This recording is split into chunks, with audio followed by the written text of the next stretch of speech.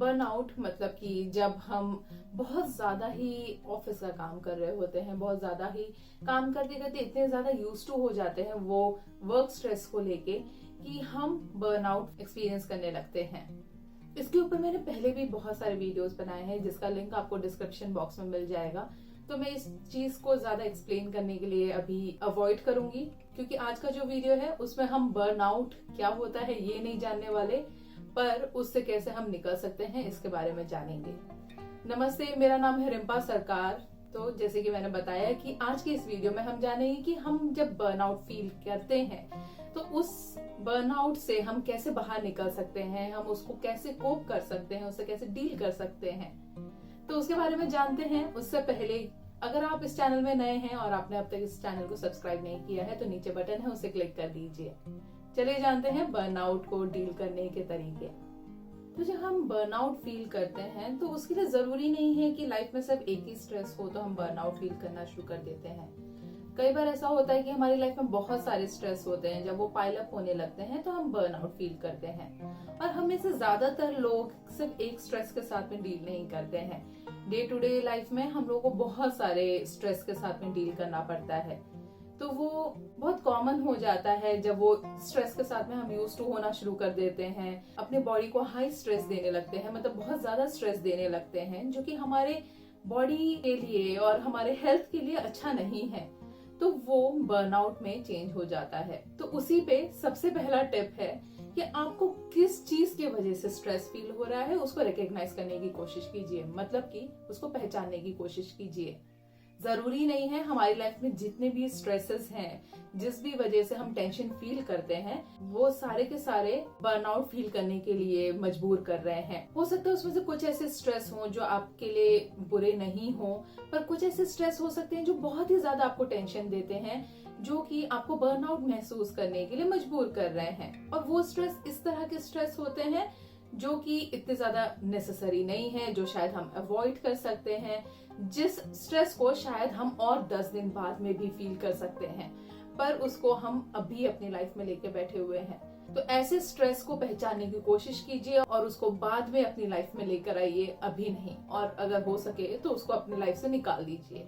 तो ये आपको मदद करेगा आपके जो इतने सारे स्ट्रेस हैं उसमें से कुछ स्ट्रेस को कम करने में।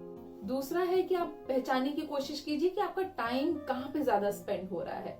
कई बार ऐसा होता है कि हमारे पास बहुत सारा काम है और हम उस काम के बारे में सिर्फ सोच सोच कर ही अपना टाइम स्पेंड कर दे रहे हैं, बल्कि काम प्रोडक्टिव कुछ नहीं कर रहे हैं। और कई बार ये भी होता है कि वही जो सोचना जो है उसमें शायद वो हम अनप्रोडक्टिव काम करना शुरू कर दें।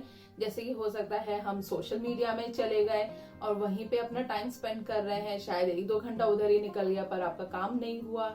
या फिर ये भी हो सकता है कि आप अननेसेसरली खाना खा रहे हैं जबकि आपको भूख लगी नहीं है, बट क्योंकि आपका दिमाग चल रहा है इस चीज को लेके कि आपके पास बहुत सारा काम है, तो उस स्ट्रेस से डील करने के लिए आप बहुत ज्यादा खाना खा रहे हैं। तो अगर आप उस चीज को पहचानना शुरू कर दे कि किस चीज में आपका टाइम वेस्ट हो रहा है, जहां पे आप इतना टाइम वेस्ट कर दे रहे हैं कि आप अपना प्रोडक्टिव काम ही नहीं कर पा रहे, वो काम नहीं कर पा रहे हैं जिससे आपको रिजल्ट मिलेगा। तो अगर ये पहचानना शुरू कर दे तो आपका बर्नआउट फील करने का भी कारण कम हो सकता है। तीसरा है अपना टू डू लिस्ट बनाइए या फिर ऐसे डायरी अपने पास रखिए जहां पे आप अपने स्केड्यूल लिख सकें। कई बार ऐसा होता है कि हम सोचते हैं हमने मेंटल नोट कर लिया है तो हमें सारी चीज याद रहेगी, और कई बार ये काम करता भी है, ऐसा नहीं है कि काम नहीं करता है, बट हर किसी के साथ ये काम नहीं करता है। और जरूरी नहीं है जिनके साथ पहले काम कर रहा था उनके साथ अब भी काम करे। सिचुएशन चेंज होते हैं, हमारी लाइफ स्टोरीज चेंज होती हैं, उसके साथ में हमारा मेंटल कैपेसिटी भी चेंज होने लगता है।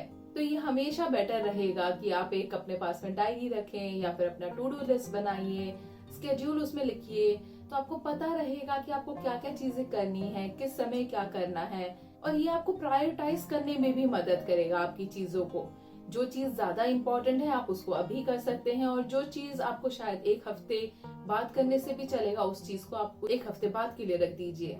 जब आप स्केड्यूल करना शुरू करेंगे तो आपको वो आपके टास्क को सेग्रीगेट करने में मदद करेगा, अलग अलग करने में मदद करेगा, और उससे आपको ये भी पता चलेगा कि आपको कितना स्ट्रेस अपनी बॉडी को और अपने माइंड को देना है अभी, और कितना स्ट्रेस आप बाद के लिए रख सकते हैं। उसी के बाद चौथा जो आता है, ये भी मैं बोलूंगी कि आपने जो भी टास्क बनाया है अपने दिन के लिए या अपने महीने के लिए, हफ्तों के लिए, तो उसको बार बार जाके रिविजिट भी करते रहिए। उसको बार बार जाके देखिए कि क्या ये चीज अभी भी जरूरी है या उसको बाद के लिए कर सकते हैं, या फिर क्या ये चीज उतनी रियलिस्टिक है, जो मैंने गोल बनाया है कि इसको 1 हफ्ते में कंप्लीट करना है, लगता है ये कंप्लीट हो जाएगा 1 वीक में, या फिर उसको मैं बाद के लिए कर दूं। तो ये सारी चीजें आप अगर उसको रिविजिट करेंगे, उसको बार बार देखेंगे, उसको चेक करेंगे, तो भी आपको मदद मिलेगी ये चीज सेग्रीगेट करने के लिए कि कौन सी चीज अभी भी इम्पोर्टेंट है और कौन सी चीज बाद में भी करने से चलेगी। क्योंकि जरूरी नहीं है जो चीज आपको आज इम्पोर्टेंट है और आपको लगती है कि वो कल ही होनी चाहिए, शायद वो चीज बाद में भी करने से चल सकती है। आपको बाद में पता चले कि वो और 1-2 दिन बाद में देने से भी चलेगा। तो वो चीज को आप बार बार चेक करते रहेंगे तो भी आपको मदद मिलेगी। 5वां जो है, उसमें मैं ये अपने क्लाइंट्स को भी आइडिया देती हूँ कि जब भी आप अपना काम कर लेते हैं, अपना ऑफिस का काम कंप्लीट कर लेते हैं, उसके बाद में कोई भी ऐसा एक रिचुअल बनाइए जहां पे आप अपने आप को स्ट्रेस से रिलीव कर सकें। बेशक वो 5, 10 या 15 मिनट के लिए क्यों ना हो, जिसको मैं क्लोजिंग रिचुअल कहती हूँ। तो अगर आपका काम 6 बजे खत्म हो जाता है तो 6 बजे से 6:15 तक के लिए आप कोई भी ऐसी चीज करिए जहां पे आप बिल्कुल रिफ्रेश फील करें। तो हो सकता है कि अगर आपको कोई हॉबी पसंद है, हो सकता है गिटार बजाना पसंद है, या फिर कोई बुक पढ़ना पसंद है, तो वो 15 मिनट के लिए आप वो चीज में लग जाइए। या फिर अगर पेंटिंग पसंद है तो वो जो आप इतने देर तक काम कर रहे थे लगातार, उस चीज से आपको वो फ्रेश फील करने के लिए मदद करेगा। आपका वो जो लाइफ था, वर्क लाइफ, उससे अभी जो आपका खुद का पर्सनल लाइफ है या फिर जो आपको जो चीज करने से खुशी मिलती है, उस चीज में लेकर आएगा, और वो जो आप इतने देर तक स्ट्रेस में थे उससे आपको अलग करने में मदद करेगा। 6th जो है, वो मैं ये बोलूंगी कि अपना सेल्फ केयर रूटीन बनाइए। हर किसी का सेल्फ केयर रूटीन अलग होता है। मैं सिंपल सा ये बोलूंगी कि आप अपने स्लीप को देखिए कि आपको प्रॉपर स्लीप मिल रही है कि नहीं। अपने खाने पीने में ध्यान रखिए, हेल्दी खा रहे हैं कि नहीं। उसके साथ में ये भी कीजिए कि जब भी आप ऑफिस का काम कर रहे हैं तो हर आधे घंटे में कोशिश कीजिए एक 5 मिनट का ब्रेक लेने के लिए, जहाँ पे अपने सीट से उठें, थोड़ी स्ट्रेचिंग कर लीजिए। अगर आप वर्क फ्रॉम होम कर रहे हैं अभी भी, तो जाके अपने फैमिली मेंबर्स के साथ में उस टाइम पे थोड़ा सा टाइम स्पेंड कर लीजिए वो 5 मिनट के लिए, या फिर जाके थोड़ा जस्ट पानी पीकर आ जाइए। जो भी आप कर सकते हैं जस्ट वो 5 मिनट के लिए कीजिए एंड देन कम बैक, अपना काम करना शुरू कर दीजिए फिर से। इसके साथ मैं ये भी बोलूंगी कि जब भी आप ऑफिस का काम खत्म कर देते हैं उसके बाद में कोशिश कीजिए कि आप अपने मोबाइल में ईमेल्स ना देखें, कोई वर्क रिलेटेड कॉल्स आंसर ना करें। जितना हो सके उतना अपने काम को अवॉइड करने की कोशिश कीजिए, और सुबह जब शुरू करते हैं काम उससे पहले तक अपने काम में उतना ध्यान ना दें।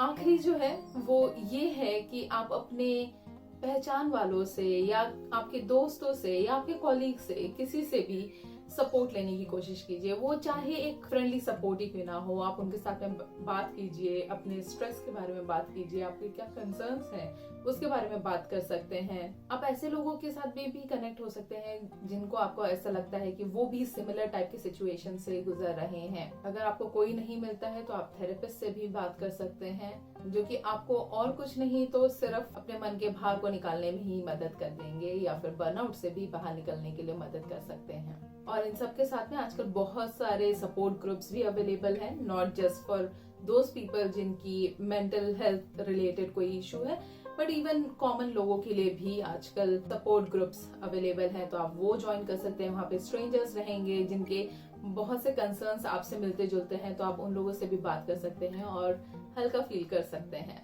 मैं आशा करती हूँ ये वीडियो आपको किसी तरह से मदद कर पाएगा, आपका बर्नआउट थोड़ा कम कर पाएगा।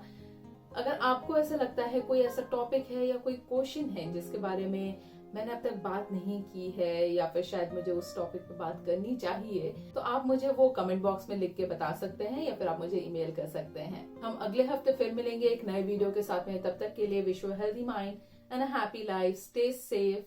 Bye bye.